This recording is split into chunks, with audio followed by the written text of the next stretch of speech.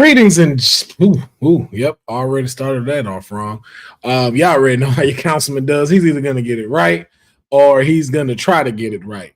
But ladies and gentlemen, welcome to another WWT. And if you're looking at my face right now, are we about to crown an undisputed tribal chief tonight? That and so much more on Women's Wrestling Talk. Howdy, folks. This is Willow Nightingale, and you are watching Women's Wrestling Talk. 10, 9, 8, 7, 6, 5, 4, 3, 2, 1, 0. Women's Wrestling Talk, the #1 women's wrestling network on the planet.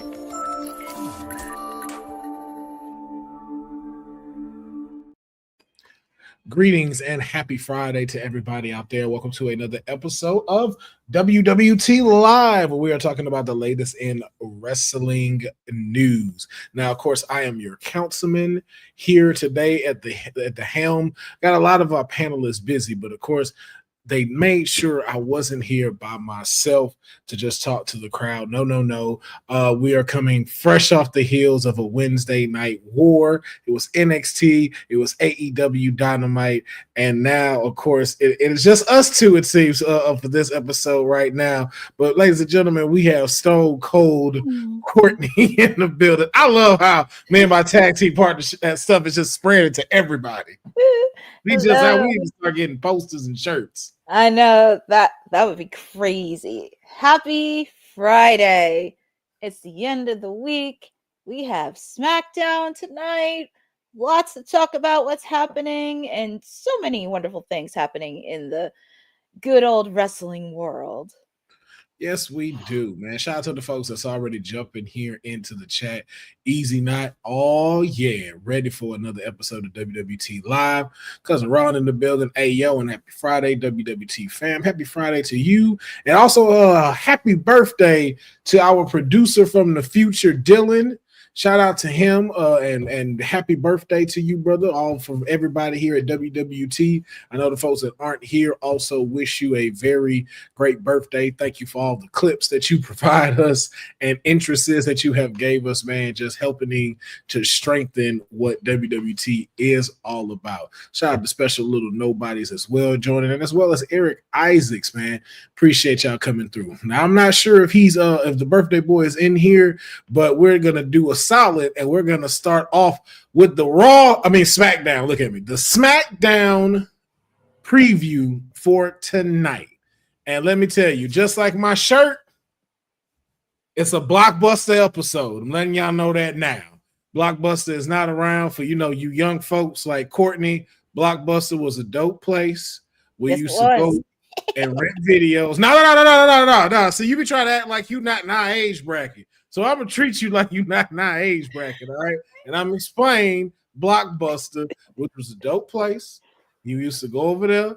You would see people and see fine chicks that you would see from other high schools and try to get their number while also renting you a dope video and video game for the weekend. And sometimes you got popcorn. I didn't get popcorn there because it was very expensive. And we had like a 28 bag of like this General's popcorn that did just fine. We wasn't there for the treats. We was there for the other treats and videos. So if you knew, you knew. We might get candy and a soda, just depending on where we was going. But it was a lit place. And tonight's SmackDown is gonna be lit. We have the Motor City Machine Guns, the newly crowned WWE Tag Team Champions, being guest on the Grayson Waller Effect tonight.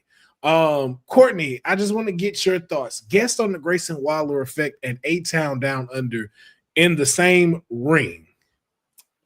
Is this potentially their next #1 contenders? Or do you see someone else in line that should be facing the Motor City Machine Guns for these titles on SmackDown? I still believe I would love to see DIY be the next tag team because I feel like there could be a really good rivalry with the two of them. A-Town Down Under, there seems to be some friction between the two because I would not be shocked if that continued tonight because Grayson Waller is doing what he does best, and that is talk a lot and he doesn't let Austin Theory talk. But look, I would not be shocked if it's the end of A-Town Down Under, but also I wouldn't be surprised if they were contenders of it, because it just makes a lot of sense since he's going to be on the show. I would not be surprised if there was fireworks going on between them. So it's a possibility, but I do believe it's almost the end of the road for A-Town Down Under. Okay. Hey, I would want to say the same thing, but seeing Fraxium have their issues, and they're still tag champs, so anything is possible. Because I kept thinking they were going to break up, and they're still rocking as a champion. So maybe A-Town Down Under can get their stuff together, especially with having such an incredible tag team like the Motor City Machine Guns. Okay, so we do have our producer from the future in here. I'm gonna say it again. I said it at the beginning. You can check tape, so don't think that we missed you, Dylan. But since you are actually in here, we're going to say it again. Happy birthday to you.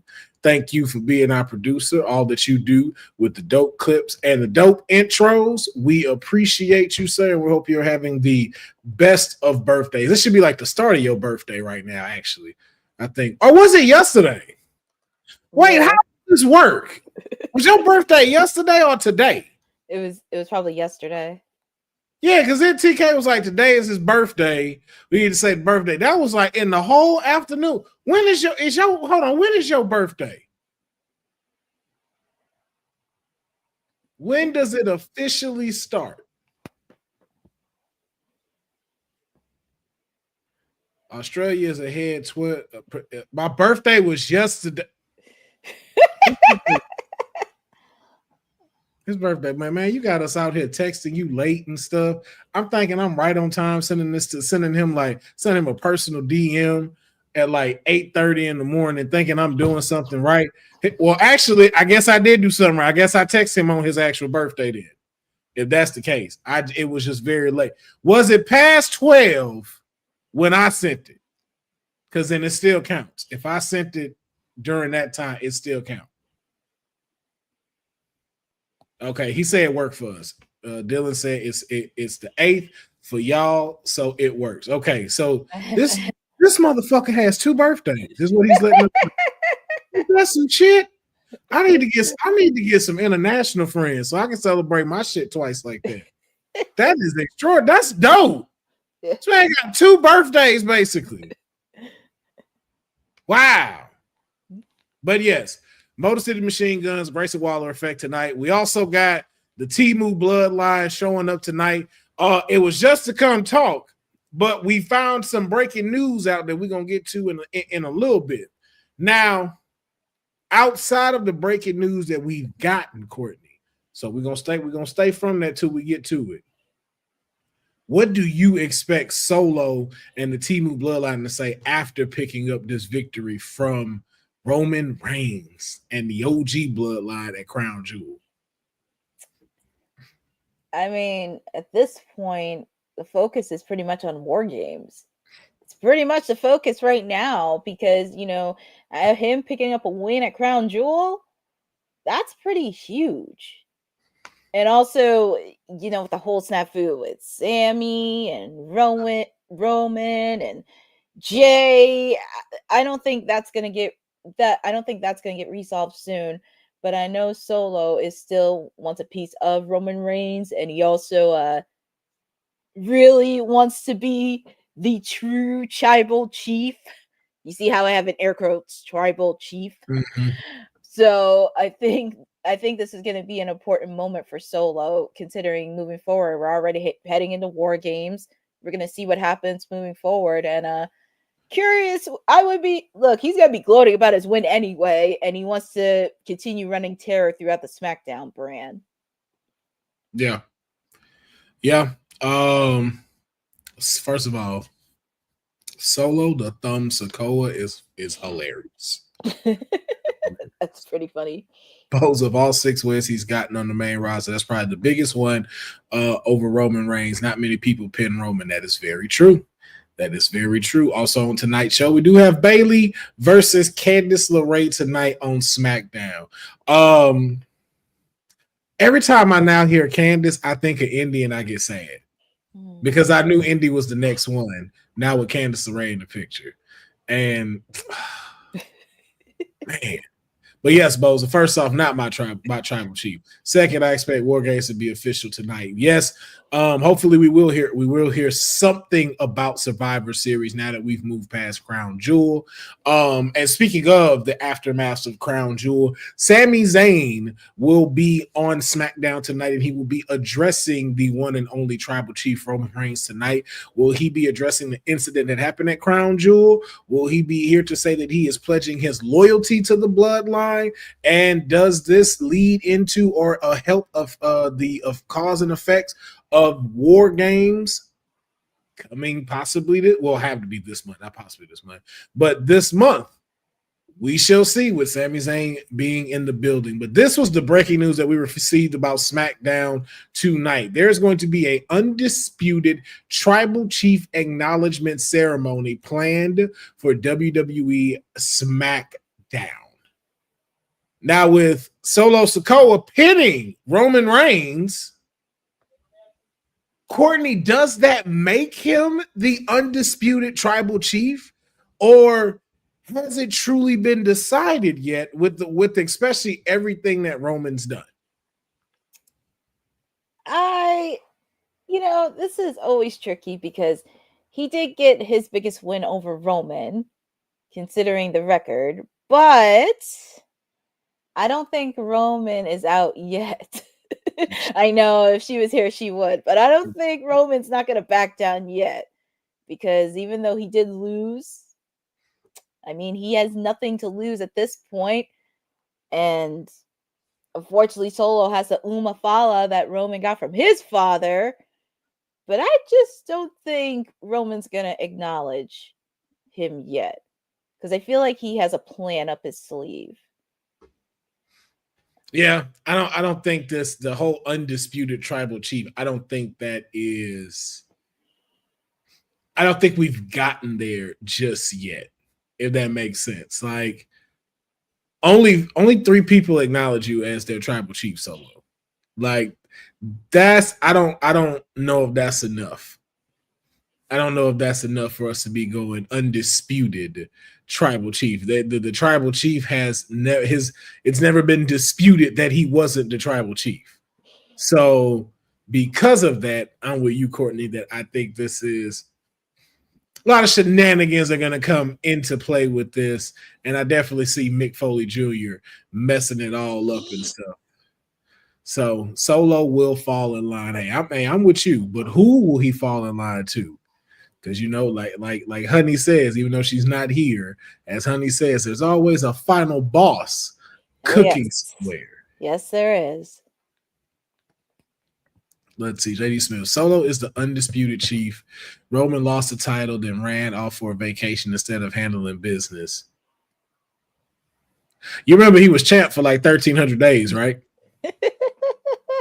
So are you comparing a 1,300-day run to a 3-month run? Wait. April, it was in April. This is May, June, July. And he came back in July, right? August. No, August. So that's 3.5 months. That's 3.5 months of being gone. And this man still ain't gave us his ain't got the sign yet. Ain't got the sign of being a tribal chief. No one is throwing their ones up for this man. Now, does he go in line to run the bloodline? Sure, absolutely. Is Solo a leader? Absolutely. You see what he's doing with them rabid dogs of the Tongans and Jacob too. Yeah. So is he a leader? Most definitely. He is in command. But this is like the little cousin that's 7 years old trying to come and say that he is now in place of the grown-ass man that's sitting at the table at the cookout playing dominoes. It's like him walking up like, yeah, with his little cousins, yeah, this is mine, not, and he's kicking him in the shin. Mm-hmm. It's cute that he thinks he's chief. It's cute. It is cute. What up, King Whitehall? It is cute that he thinks that he's tribal chief. But there is no disputing it. There's only one tribal chief, and his name is Roman Reigns. But we're going to find out tonight. We're going to find out what happens tonight, man. We've seen a lot of shocking things, so we are not sure. Especially when nobody says, push the shenanigan button, something's going down. I agree 100%. King Mike Hall Solo will never be chief. That is true because I'm the tribal chief around here. Yeah, you see me, the tribal chief. That's right. Exactly. Can't no man knock me out. I'm tired of being humble. I'm tired of letting people think they got a chance. The tribal chief is head and shoulders above everybody. This is my show. This is my camera. I run it all. Solo has not had that moment at all as so-called Temu bloodline leader. Solo has never had no moment like that, and you know it. You know it. He ain't never had that. What's going on, Jeffrey? Oh, look, our mayor's in the chat. Ain't my tribal chief. Roman's brothers official. We hey man, we getting up, Mayor. Man, we are getting there. We are getting there. Honey may lose her ish during the watch party when she's realizing that's going down. That's not going down. That's not happening. That I'm telling y'all that's not happening. Do we see Paul Heyman tonight, Courtney? Not yet. Not yet. I don't think we see Paul Heyman just yet. Let me see. Mike Hawley, y'all live in the past. Roman had his run. It was cute, but Solo is now in the future. The fact that you acknowledge Roman Reigns' reign as cute says a lot. Says a lot. Says a lot. But man, we're gonna keep it pushing. And some more news. Elimination Chamber is official this year because you never know if it might not be. To Cedric's point, I just know we better not see Tom Maria Nunzio tonight. Yes, please leave them at the 2300 arena where they were found. They're still there currently to this day. They didn't leave. They've been there this whole time, just around it, chilling. But we found out the Elimination Chamber is in real TK's hometown. There's a way you're supposed to say it. I'm just going to say it the way I know how to say it. Toronto, Canada. This in 2025, it will be the last premium live event before WrestleMania. So thoughts on this, Courtney? I've noticed that we've had a lot of PLEs trying to take place in Toronto. And it always seems that when they do, it does have a great crowd and stuff. What do you think this does for Elimination Chamber, especially being the final PLE before the big show? I actually do like they are doing PLEs in Canada, most specifically Toronto, because of course we all know who's from Toronto, Canada. Trish Stratus, Edge and Christian are from Toronto. And people don't realize Toronto is a very popular city. And I'm happy they are doing stuff. And I'm happy they are doing stuff, which is a great opportunity. I think the one thing I would love to see for PLEs is doing stuff outside of Toronto, because there's other cities that can do, like Edmonton or Winnipeg or like Montreal. I know Montreal. Yeah, Vancouver, it would be great. They're doing it in Survivor Series in a couple weeks for War Games. So I'm really happy Canada is actually getting a little bit of love, because I know they were in Saudi Arabia, they were in France, they were over in the UK. They were over in the UK, but I'm really happy they are getting a lot of exposure to Canada, because we know a lot of well-known wrestlers are from the great country of Canada. The Great North. Yes. The Great North. I just want Lance Storm to come back and say if he could be serious for a moment. That's all I want to hear. That's all I want to hear. That's it. That would make my whole elimination chamber if he walked out and just said that. I'd be like, I'll have to see no more. 10 out of 10. 10 out of 10. 10 fucking 10. We got Honey here in the building. I don't know what Honey's doing. Honey is off in the honey pot stirring up. I guess she stirred up too much honey, and it's a mess in the kitchen right now.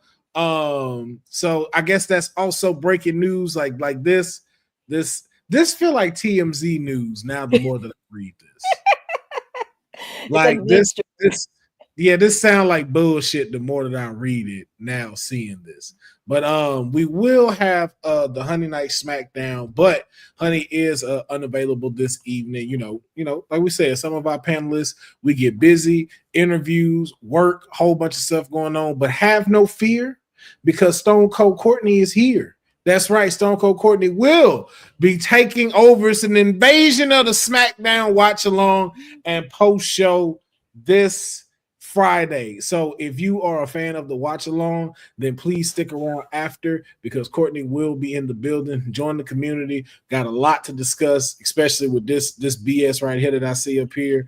And come have some fun. Come have some fun with her. Who's more serious, Lance Storm or Steve Blackman? I'll tell you.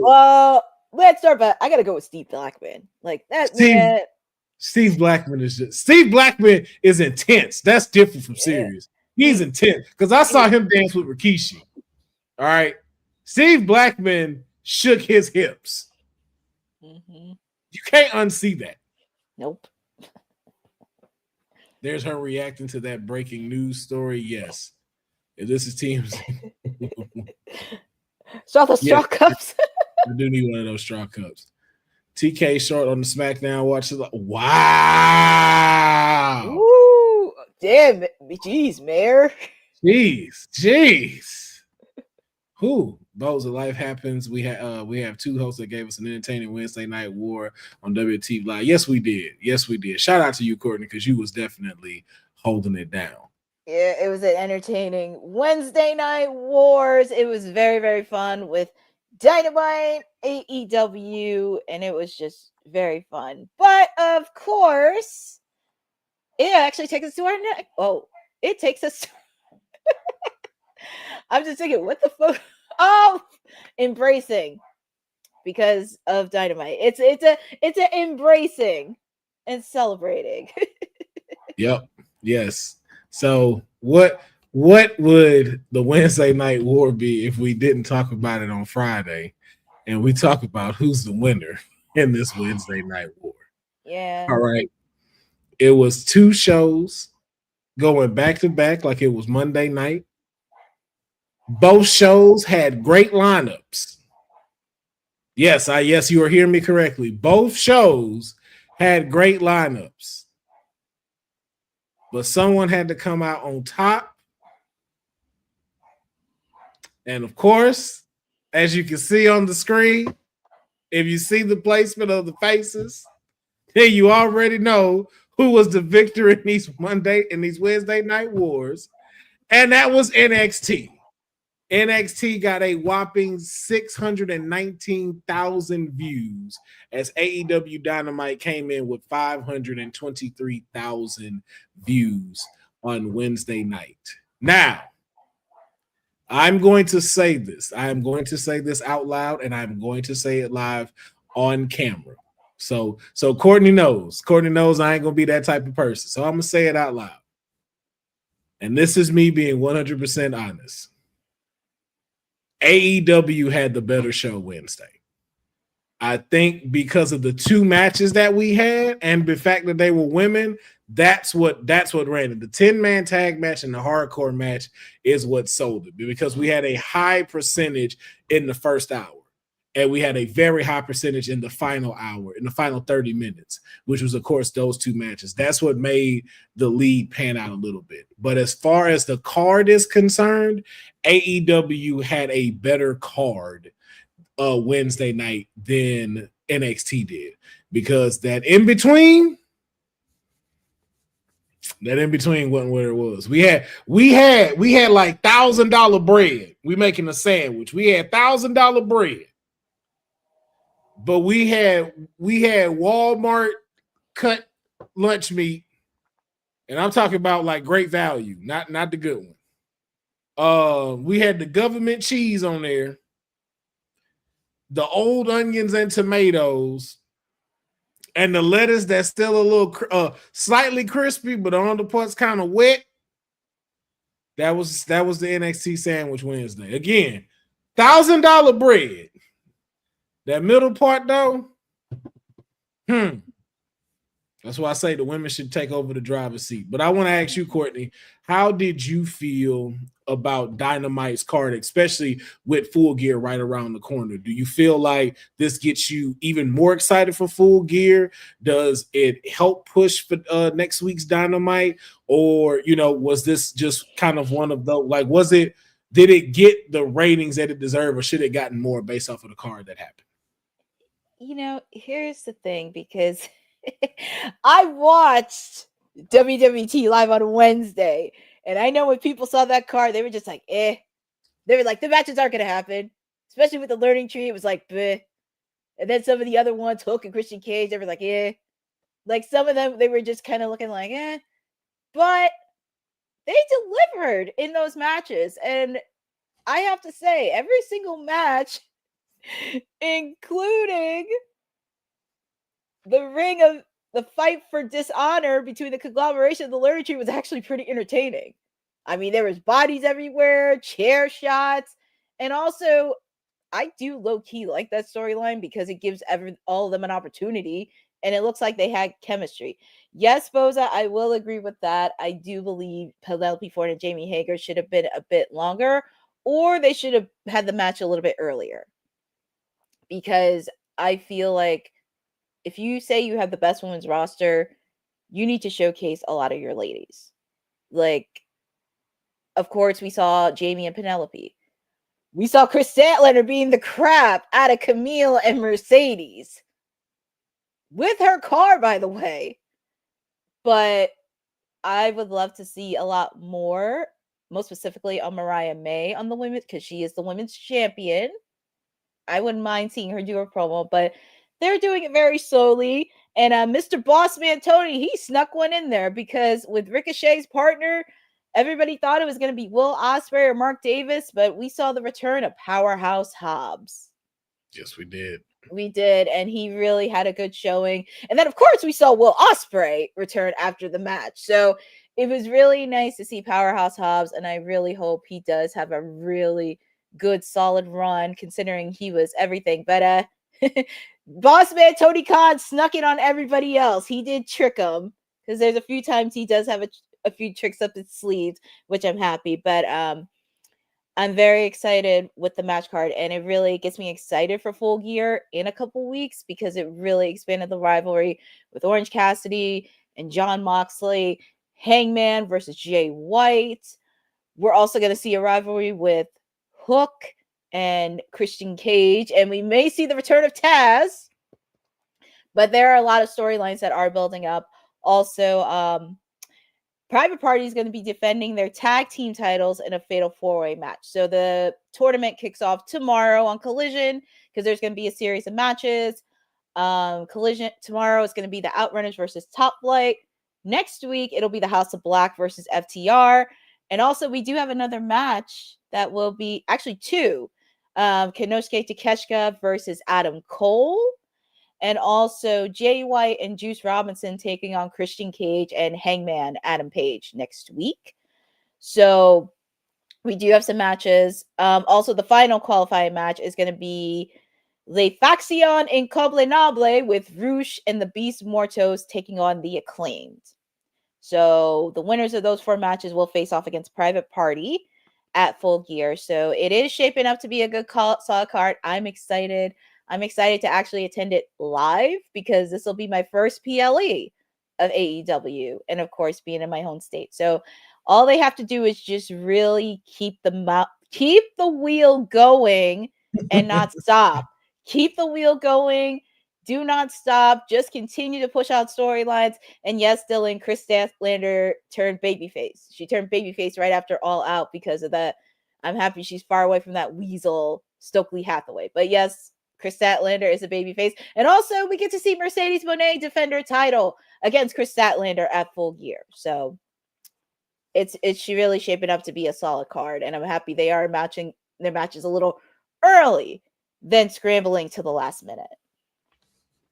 All right.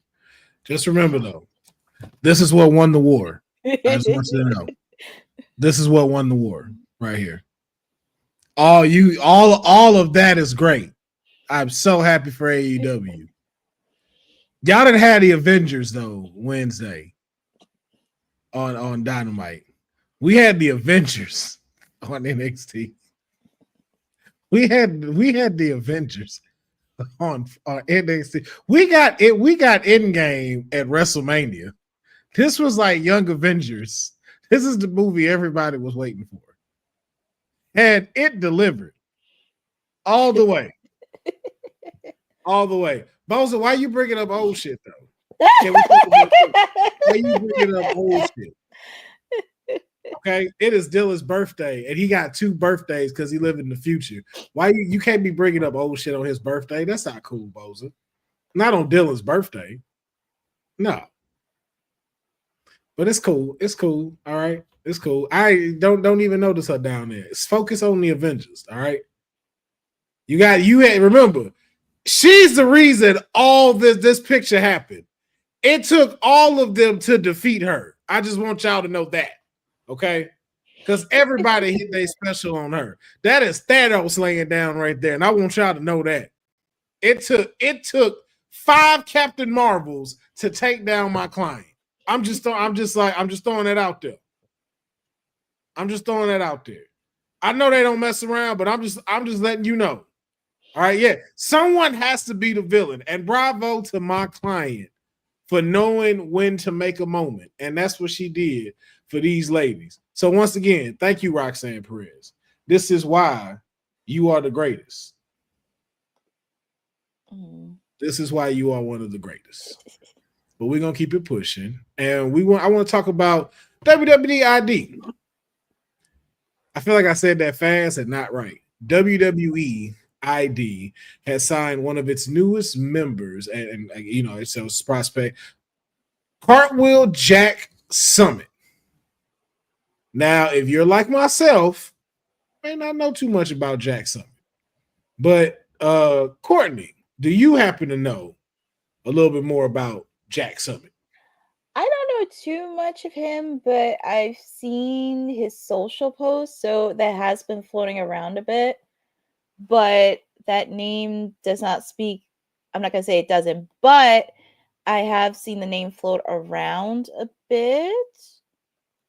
So I'm not too familiar with him. Well, if you have seen the title of some of the clips of GCW, Game Changing Wrestling, that is where you could consider Cartwheel Jack Summit, that being his home. It is from there. And they have produced some crazy amounts of talent from GCW, and that have become WWE bound, AEW bound, as well as TNA bound. It is one of those dope independent promotions that put on fantastic shows. And not only was he signed as well, we also have a few more others that are joining the WWE ID. We have the Real Deal Zeta Steel, we have Bryce Donovan, and Cold Brew Cappuccino Jones. I don't even know who the fuck that is, but I'm all in for it. I'm all here for it. Hey, Cappuccino Jones, the champion. I don't even know if that's a boy or girl. The name alone got me sold. I'm sold. I'm down. Let's put them in NXT. Look, even the mayor it's ready for that. Roxanne Perez and Zaria Steele. Wait, Zeta Steele? Is standing number 22. Who is Zeta Steele? Oh, the new signee. Yep. The new signee. Okay. Look, people are already booking stuff. Cappuccino Jones' name and finisher is my favorite. Hey. And it's a boy. Okay. I'm down. I'm down. Well, the NXT needs Cappuccino Jones. NXT needs Cappuccino Jones right now. Right now. But how are you feeling, Courtney, about the latest signees to WWE ID after its just recent announcement of coming around? How are you feeling that they're approaching everything?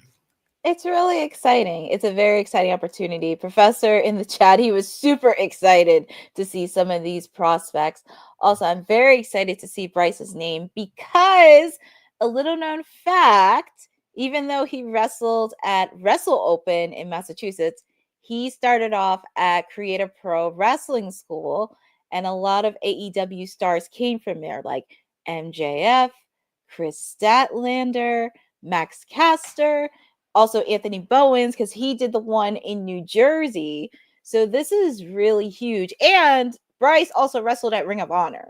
So I've seen Bryce wrestle in the independent scene. And also going back a bit to Creative Pro, him, Caster, and Bobby Orlando had this group called the Shook Crew. And I actually watched some of their YouTube channels, but it was just nice seeing the journey happen. And I'm very excited for all the prospects, including Bryce as well. So this is really going to be a really great opportunity, and good things are happening on the horizon for all of these prospects. And I still can't get over that name, Cappuccino Jones. It's just a nice ring too. Perfection. It's perfection. It's the name I didn't know I needed to hear from a wrestler.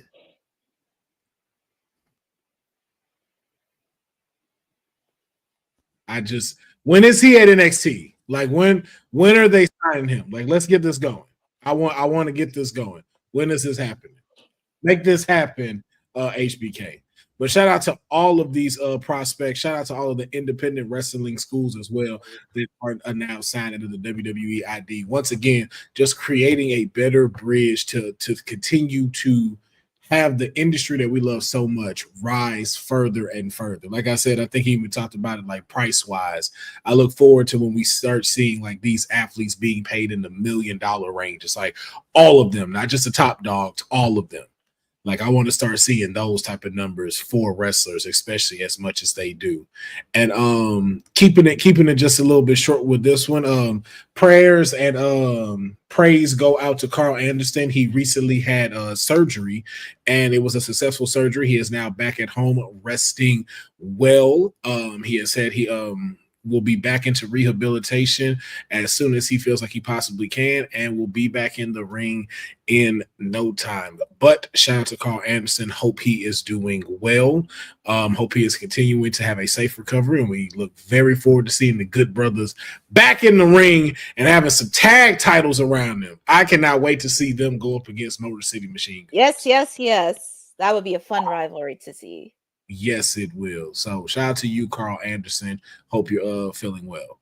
And now also too, it's a whole lot of news in the bloodline, all right? And we still talking about it.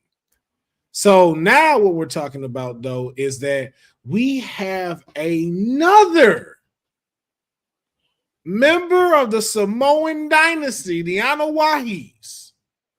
We have another signee by the name of Lance Anoa'i, former MLW Tag Team Champion, has now just recently signed with WWE. Picture was taken of Lance, and he is rocking the We Are NXT t-shirt. So we know where he's coming.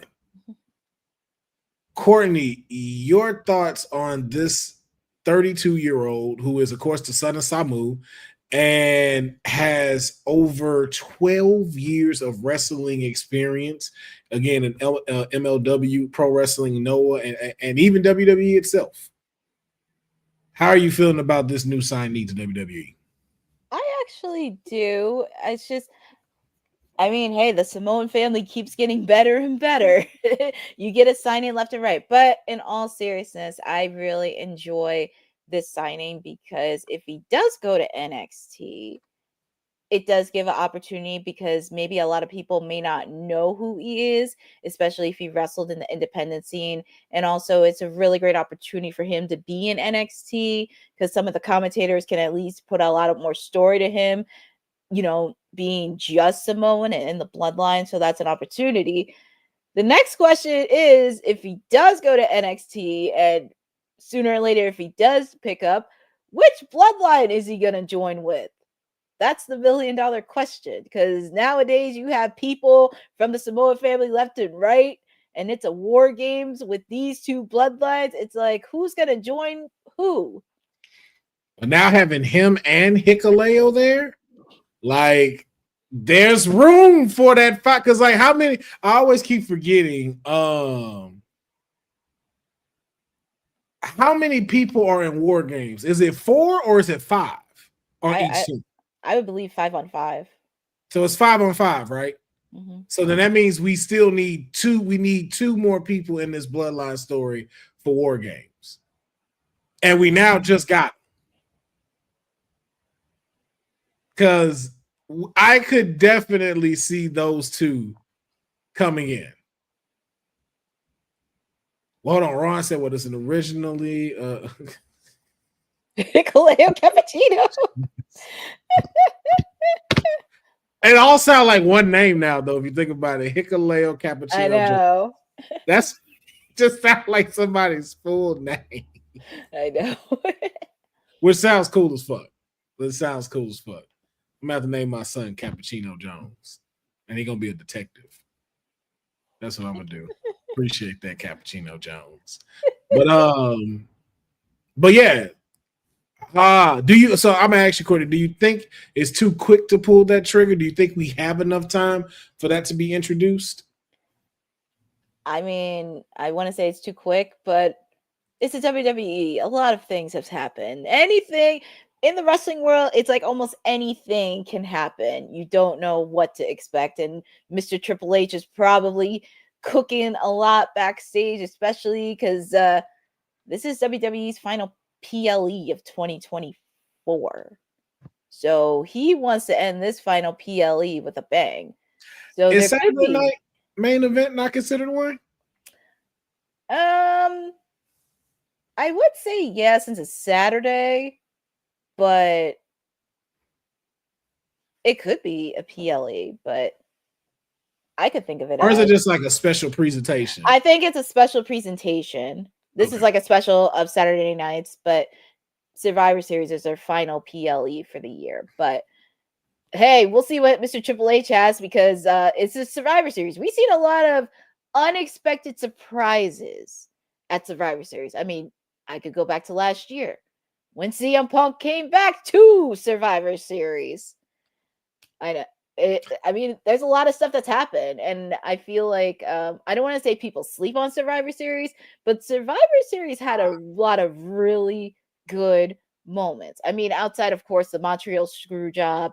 Of course, you have the traditional Survivor Series 5-on-5. Wait, ain't it part of the Big Four? Yeah, it is part of the Big Four. Okay, I was like, wait, ain't it the party? I was like, ain't it one of the Big Four, right? It is, but I don't know why. It's like sometimes people. I guess people get excited for Survivor Series, but it's like, you know, with WrestleMania, SummerSlam. Survivor Series is one of my favorites. Like I do. And I loved when they were doing the SmackDown versus Raw stuff. Like, again, I know some of the teams at a couple of years is kind of like, but I was always excited. And then when they added War Games, I'm like, oh, now y'all just doing the most. I really wish they do both. Yep. A Survivor Series match and War Games. Oh man. Like, do both. Like, I feel like that would be so dope if you did both. Yeah. I would love to see that. Yeah, so series. who gonna say? On who? Hey. Why is this supposed to be a joke though? That would actually sell. If fake TK did it just like that and was like, yo, this go decide which show is staying, Rampage or Collision. Oh yeah, pretty much. That would make a lot of sense. that would sell. That would sell. I'm not even gonna lie. Yep, exactly. That too. Survivor Series, The Rock debuted and Undertaker both debuted there. The Goopy Gobbler making his return. Gobbly Gooper. Hey, listen. That was a moment. Bo's a Survivor Series, one of the Big Four, but I wonder if for some people it lose the feeling with War Games being tagged on. Courtney, your thoughts on that? You know, War Games the last couple years, I think it has gotten really interesting. And also, I am looking at Bogus' comment. I think War Games is a lack for the Bloodline Civil War, besides that it's a fair game. Possibly, because we don't know the whole story of it. But I think for War Games, it adds a little bit of excitement and intensity. Because the last few promos I saw Survivor Series when they did War Games, that actually got me really excited to watch it. And also, they did have some storylines happening towards the end of the year, which really gets me excited. And also, people tend to forget, not just the War Games part of Survivor Series, there was a lot of really good women's matches on Survivor Series. Mm-hmm. Trish versus Victoria. There was also Lita versus Ivory, even though Lita botched a move and her eye was bleeding. And also, Trish Stratus faced off against Melina for the women's title. So I don't think War Games is kind of an afterthought. It really gives it more exciting. It's just, we'll find out in a couple weeks because there is going to be a war. Not just on the Bloodline, but I feel like there is going to be a war throughout this because there's a lot of storylines that are happening. Of course, outside of that, we have Cody versus Kevin Owens. We'll find out who Liv Morgan, she's going to defend her title at Survivor Series. Same thing with Gunther. Also expanding a lot of rivalries where everything kind of doesn't have to be 5-on-5. It could be a civil war. And could we get an invasion from NXT? See that? I will say this though. Cedric says, "How do you top fuck last year?" Say it's no, it's too late. The year's over. The year's over. Now we gotta wait till the Royal Rumble. Now we have to wait. We have to hear the WWE pop at the Royal Rumble. Now the year done. The year's done. Now we gotta save Joe Hendry. If we don't do Joe Hendry at WrestleMania at Royal Rumble, we got to hold off on that one now. We got to hold off on that. The rest of the people can have this year. This year I can't see one with the ladies. Actually, y'all are saying that, and I'm gonna be honest with you, y'all are missing a big piece of who could do a women's War Games, and that's all of the tag teams. Mm-hmm. All the tag teams could definitely do that. Like you could have Piper Niven, Chelsea Green, who were the other ones? Lash Legend, Jakara Jackson. And then if you wanted to really make this interesting, make Nia Jax the captain. Mm. And then on the other 5, you got Damage Control, Jade and Bianca, and then you got Bailey as the captain. Mm. And that's your 5-on-5. Mm-hmm. Or if you really want to get interested with it, though, I don't know if they work with it. Make Tiffany the captain. Tiffany, oh Lord. Yo, make Tiffany the captain on the other side. That'd be hilarious. Oh, yeah. But even still to the fact that's still pushing it. I don't think it's necessary. I also think that would make a good Survivor Series match as well. But I'm just throwing that out there. Tag team matches Survivor Series is a good way to get the titles off Jade and Bianca or finally turn them heel. Y'all and these heel why y'all want people to go heel? Every month we hear it now. It's like, you know what they need to do? They need to go heel. That's what need to happen. That's what need to It'll happen. You just gotta let it flow. We still got enough time to get the rest of these other tag teams great, and they getting there, especially seeing like now knowing like the Meta Girls, knowing that the Meta Girls are now full heels. You know what I'm saying? Because they used to be faces. Now we know that they're full out heels. Now you got the stuff with also Julia and Stephanie Vicker going on with that, which we already know. Again, we're gonna see that. We saw it with Damage Control. Like we're really shaping up the tag team division, and I think having Jade and Bianca there at the top, we need that for a few more months, at least moving into Royal Rumble, Elimination Chamber. Then if you want to try to turn the heel route or do something else and break them up, then you can go there. Yeah. But just let's give them some time. Yeah. Speaking of time, now it's anniversary time, and we have to talk about it on this day.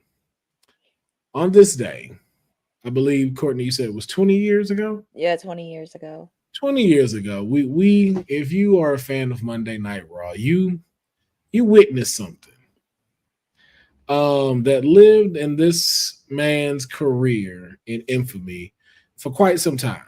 So much to the fact that he had to consistently play along with it in order to not let this moment in time define his life.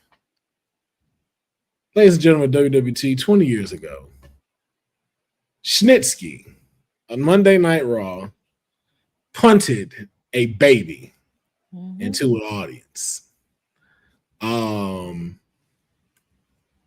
Courtney, do you remember when this happened? Were you around back then? I remember it very well watching on Raw. I was about 13, 14 watching Raw.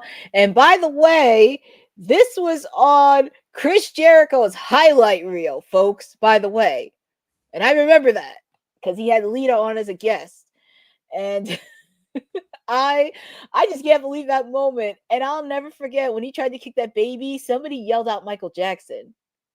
And, and one of the fans actually grabbed the baby. Hold on, Boza. Just to be very clear, it was actually Courtney that found this moment. I got to get a credit where the credit is due. This was Courtney's finding, so I just want to make sure that she's giving her credit for finding this on this day, Boza. Especially you being the historian. But this Courtney's credit.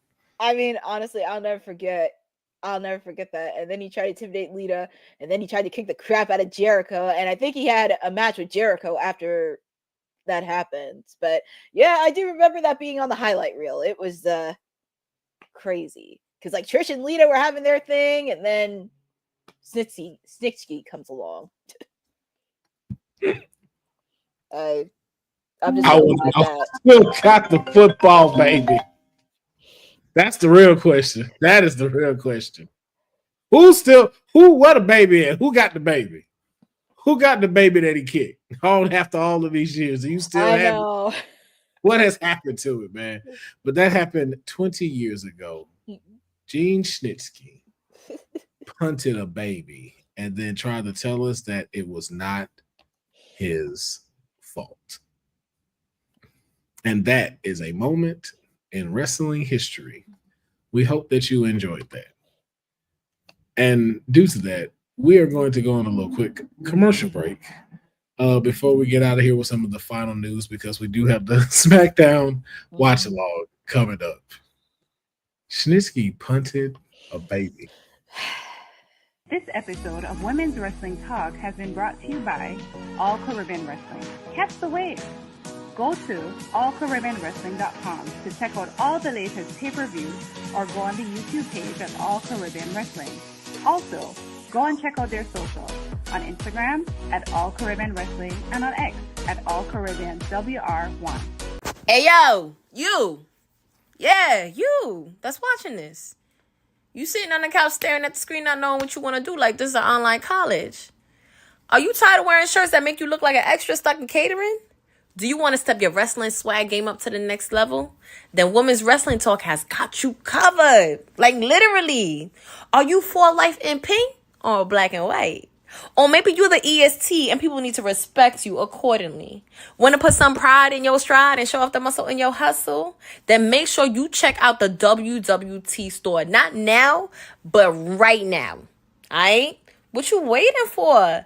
Head to www talkpodstore.com and don't make me fight you. Shit. Don't make her fight you. All right. Dylan said, I am the baby that he punted. Oh my goodness. That'd be hilarious if he really was. Like, just, I haven't said it all these years, but it was me. It was me, Dylan. It was me all along. All right, moving into some other interesting news. The Undertaker, in a recent interview, had made a suggestion that a particular WWE big man that would be a great extension to Dominic Mysterio. Now, we already see that the women's world champion has her what they call heater or their big man, Raquel Rodriguez. Raquel Rodriguez. Mm-hmm. Dang you, Triple H. Dang you, man. You got that stuck in my head. Raquel Rodriguez is, of course, Liv's muscle. But The Undertaker was suggestion to give Dominic even just a little more heat.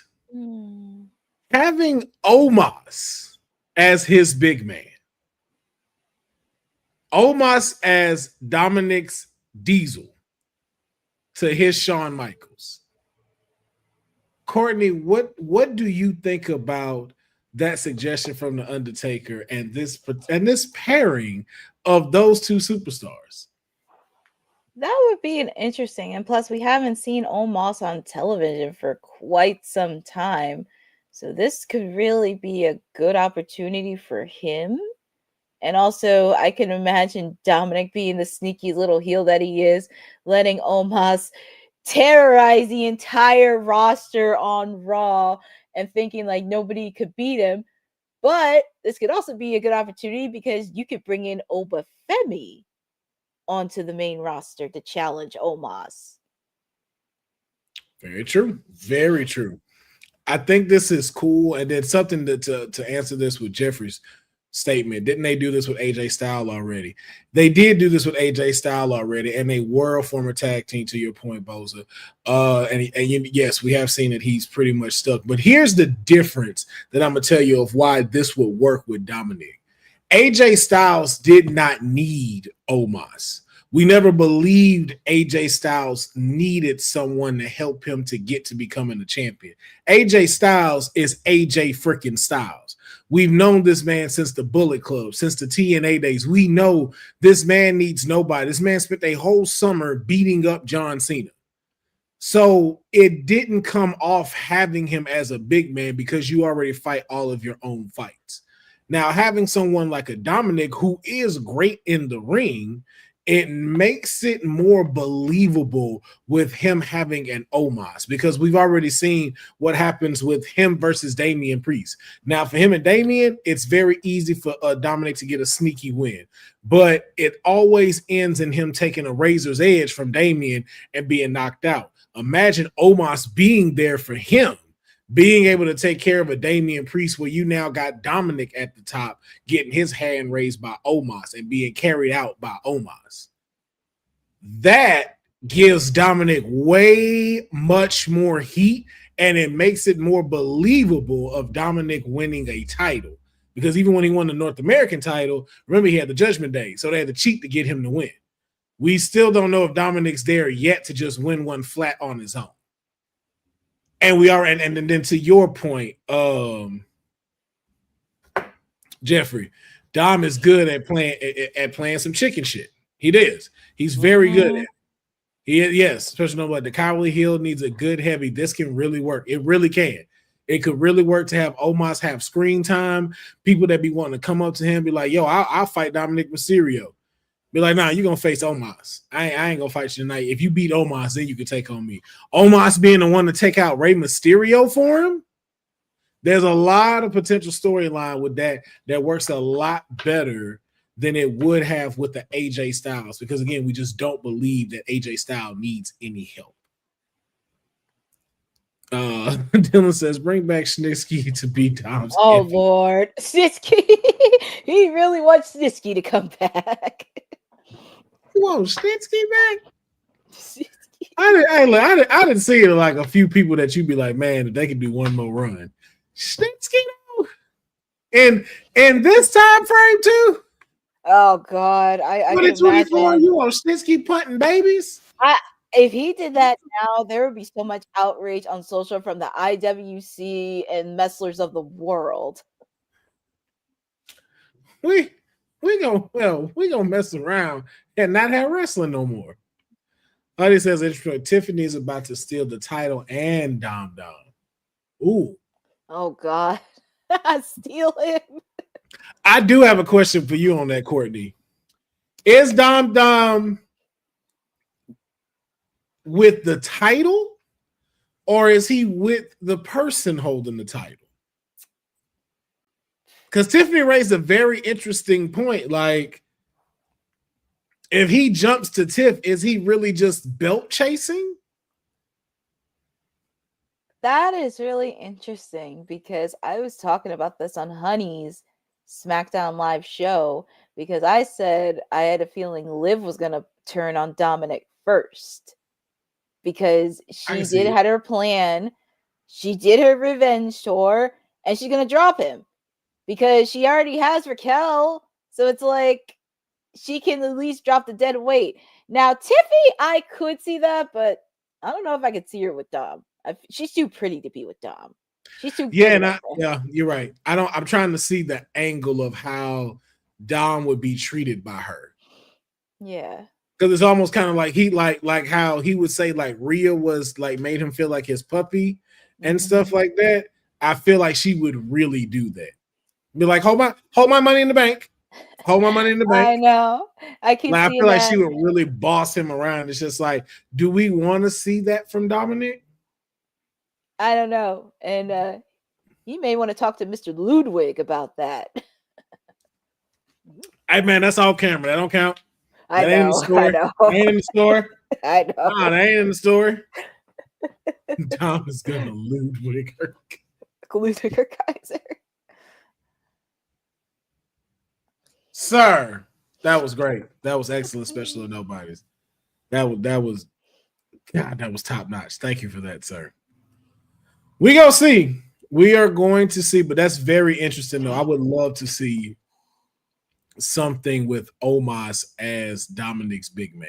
I think that is something none of us knew we needed. And so I really do hope it happens. We're going to keep it pushing as well. So we got an update from, I know these are people in your world, Tony Schiavone. Am I saying it right?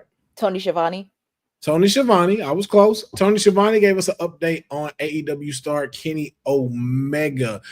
They were in a recent episode of What Happened When, and Schiavone let us know that his spirits seem pretty high, and hopefully that he will be returning in the ring soon. We do know that he has made a reappearance on New Japan Wrestling and is likely to compete during the January 2025, but we still didn't know on when he would return. Now, Courtney, with you being the AEW correspondent, let me ask you a question. If you are a writer, and let's say Kenny Omega tells you he's good for 2025 to return, how does his return go for you? I think this is kind of like the comeback year of 2025 because he had that gruesome injury that he had this past year and he had to get surgery for it, like literally serious surgery. So this would be a really good, interesting, especially with the timeline of it, because I know there have been a lot of people that did not think he was going to wrestle again after that, but just hearing the news that he is doing the rehab, doing the recovery, and also planning to wrestle on New Japan Wrestling in 2025, that is a huge statement. And also for me, I would always think of it from a journalist perspective because I also had a minor in journalism. And for me, it's kind of really getting the back end of the story and just thinking like, how does he feel coming back into 2025? What does he expect? Also, what are his goals that he has, especially not just in New Japan, but also what goals that he has in AEW? Because we have not seen him since this past summer on AEW television since Winnipeg. So those are going to be a lot of questions and what role he's going to play, especially on how he's going to fit with the storyline Moxley's doing, because that is slowly starting to cook as well. Because of course we have some of the AEW originals, Orange Cassidy and Darby Allin leading the front, but also what's going to happen there. That's true. That is we're gonna see. So but hopefully we get the Omega back very soon. Hopefully we can have him back in there soon. And like you said, kind of make that redemption run, especially with John Cena being back, seeing Kenny Omega neck and neck with that, I think would be something sweet. between the two companies and stuff. So, and also throw in Tanahashi retire. Well, it's not 2026, but he's going to be starting his retirement soon. oh yeah. So 2025 is going to be a great year for wrestling. That's all I can say. Now, speaking of another anniversary, congratulations to Mariah May, the AEW Women's World Champion. Today is her official 1-year debut in AEW. Now, it has been officially 1 year, and in 1 year, she is now the the AEW Women's World Champion. And she took to Twitter, and of course, in Mariah May fashion, she said the following. 1 year ago, I made my AEW debut. For being an unknown to main eventing Dynamite, Collision, BOTB. What is that? What is that one? Oh, I thought I don't know what that is in AEW terms. And Rampage. Winning the Battle of the Belts. Battle of the Belts. There we go. Battle of the Belts and Rampage, winning the Owen Hart tournament, killing the face of the division, and being crowned world champion at Wembley Stadium. Let me know when the rest of you bitches catch up. So, Courtney, your thoughts on the 1 year debut of Mariah May? Well, first off, congratulations. I can't believe it's already been a year. I remember when she first came on TV and RJ City was interviewing her, and it's just like, where has the time gone? And it's so ironically, I'm very proud of all of her accomplishments that she did. And, you know, I might have told you this, but I had the chance to meet her earlier this year in person before she turned on Tony Storm. And she's very nice, super sweet. She really has it. But if you've not seen her matches on Stardom, I highly recommend you watch it, because she's more than just a pretty face. I'm really happy she is embracing her heel character. And of course, I'll never forget the comments that she said about the women's division. She said, AEW is where the best wrestle. AEW is where the women's division are chumps. And some ladies are not going to be responding to that. So, you know, she really had a great match with Anna Jay on Collision. Of course, we're going to see Mina Shirokana next week on Dynamite. So that could be a potential rivalry, because there's still some unfinished business between those two.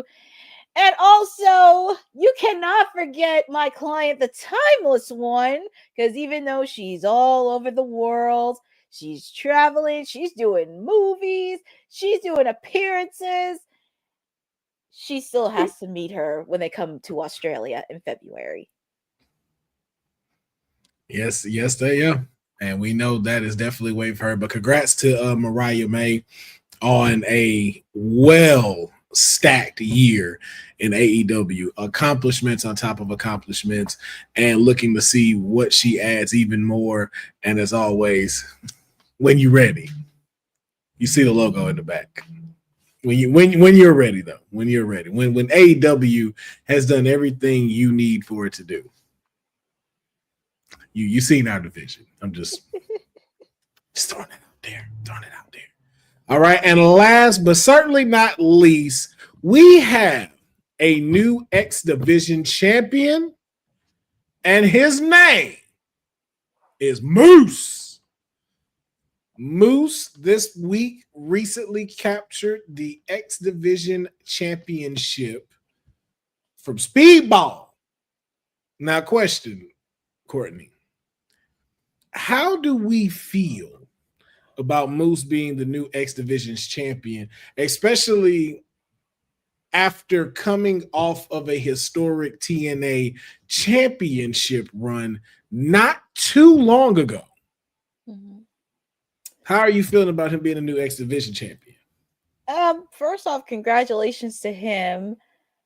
I try to catch up as much TNA stuff as I can, because so much wrestling happening. Can't keep up with TNA, but I try to the least. But it's interesting on him getting the gold in the X Division, because maybe it's a purpose. I mean, I'm curious on what's going to happen next during his reign, who's going to be his next challenger, but I'm happy he's still getting some gold throughout the TNA realm. But congrats to him, and I'm looking forward to seeing who's going to be his next challenger for the X Division Championship. Yes, indeed. Yes, indeed. I mean, you gotta do something to keep this man happy. You know what I'm saying? So if he can't have that big belt, I guess you gotta put something on him to keep him happy. So oh yeah, he beat Trent Seven, excuse me, my bad. Not Speedball. He beat Trent Seven. But gotta keep your man's happy because he can't be in the big title picture right now. So gotta find some way to keep him, because I'm sure Shawn Michaels has called over there and be like, "Hey man, what Moose doing right now? Y'all got Moose in anything? Can we use him for a little bit in this partnership we got?"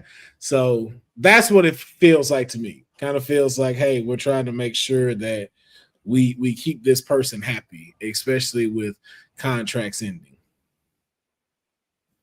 Let me see. y'all in the comments are hilarious. Y'all are too much. Oh my god. Y'all are too much. Yo, I'm sorry though. I have to bring this up. Have any of y'all heard of the wrestler Cocaine? Oh my god. No. Yo, have you really not seen it? No. Yo, so that's a dude. Oh, really? On the indie circuit. Name Cocaine. Oh my god, really? No. Yo, I promise you, this man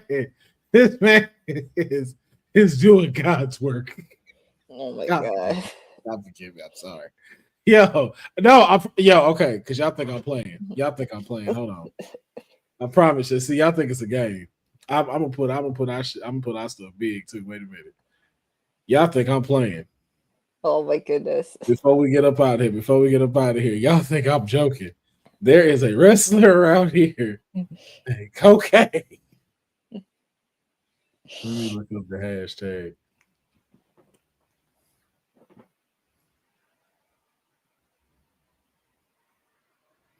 Oh no, I saved it.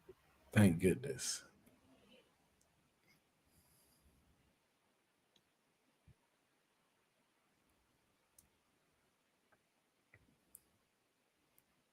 Come on, Instagram.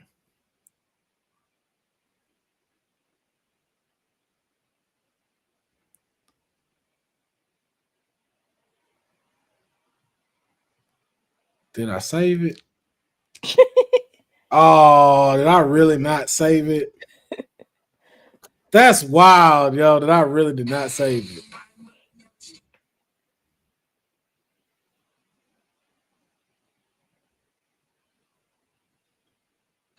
Oh, thank God. Here we go. Let me see. What? What? Oh my god. Do we know which independent? Do we know where he wrestles at?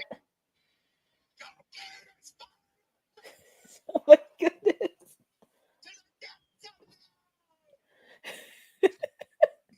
Oh my god. Yo, bro. Oh my god, yeah. I'm telling you, him and Cappuccino Jones and tear this motherfucker out. Oh my goodness. That'll be the greatest last man standing match ever. Oh, yo. Shout out to Cocaine and Cappuccino Jones. I want to end WWT live like that. But y'all forced me to do it. Now y'all know. Now y'all gotta go find it. But that is gonna wrap this up, man. We got to give Courtney some time to get ready for this special edition of the SmackDown watch along. As we've already said, just to recap in the beginning, It is going to be a jam-packed night.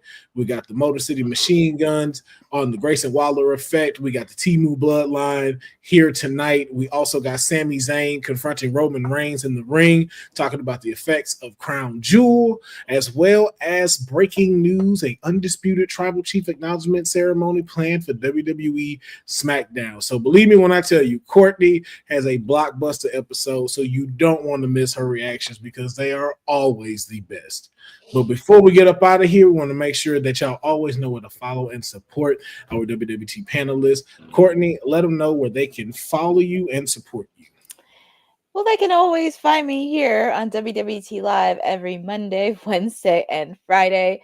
You already know every Wednesday I do the watch along for AEW Dynamite, and it's shaping up to be a stacked card, so don't miss this upcoming Wednesday.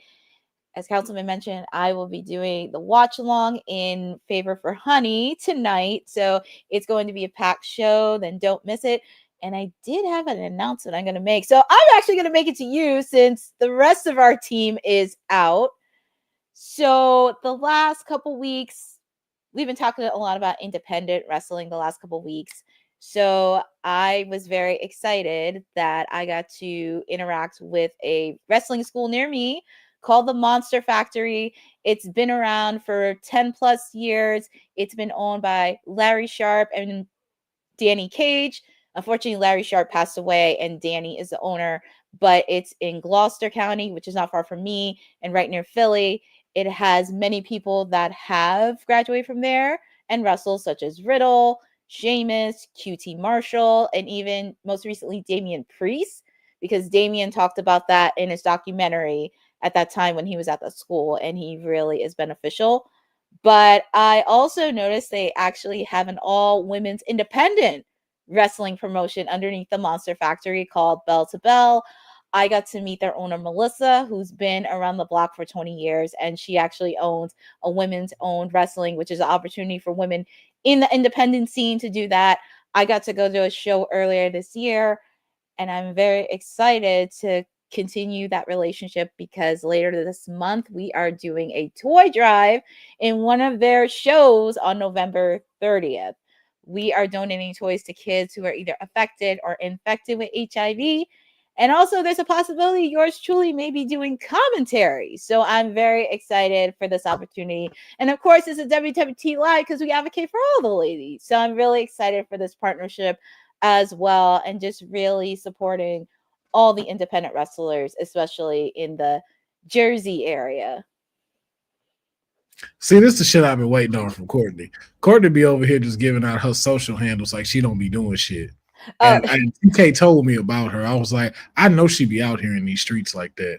And finally, she gives us a follow with all of her glorious work that she is doing. Yes. Thank you, Courtney. It was something I keep my stuff under wraps because I want to make sure everything is planned before I announce it. But you guys can follow me on Twitter and Instagram on @CourtneyNJ11 because I'll be definitely highlighting this toy drive.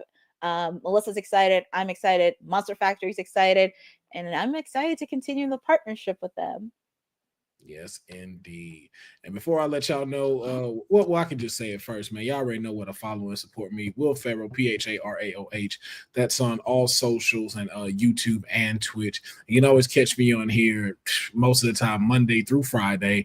Unfortunately, not unfortunately, let me not say it like that, but I'm going to be a little bit busy for the next 2 weeks, so I will be returning on the following Wednesday. Not this upcoming Wednesday, but in 2 weeks. So you will have to do without your councilman for a little while. But look, never fear, because the rest of the WWT panel will be here, giving y'all some of that great WWT news, energy, and action. But before we get out of here, though, we want to make sure that once again, we wish our producer from the future a glorious happy birthday to you, Dylan. We appreciate you. We appreciate the clips. We appreciate the intros. We appreciate the commentary in here and all that you bring to the WWT community for us. And we appreciate that. Happy birthday to you, Dylan. We salute you, and we hope you enjoyed your birthday yesterday and enjoy your American birthday today. And as always, shout out to everybody that's in the chat, especially the nobodies: Jeffrey, Boza. I know Cousin Ron was in the building. King Mike Hall, Eric Isaac, Lewis Johnson.